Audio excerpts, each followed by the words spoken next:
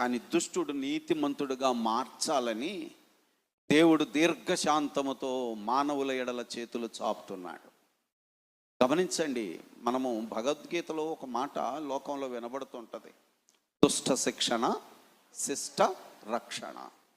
దేవుడు ఎందుకు వచ్చాడు అని అంటే దుష్టులను శిక్షించడానికి, శిష్టులను అంటే మంచోళ్ళని రక్షించడానికి. ఈ మాటను మీరు ఆలోచన చేయండి. కొంతవరకు కరెక్ట్గానే కనబడుతుంది. ఎందుకంటే నేను చాలాసార్లు చెప్పాను, గోల్డ్కి రోల్డ్ గోల్డ్కి పైన చూస్తే సమానంగానే కనపడతాయి. రోల్డ్ గోల్డ్లో ఎంతో కొంత గోల్డ్ ఉంది, కానీ అది గోల్డ్ మాత్రము కాదు.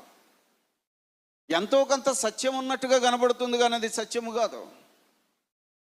దుష్టులను శిక్షించుట, శిష్టులను రక్షించుట అనేది దేవుని నియమమే కావచ్చు, కానీ దేవుడు దుష్టుల్నే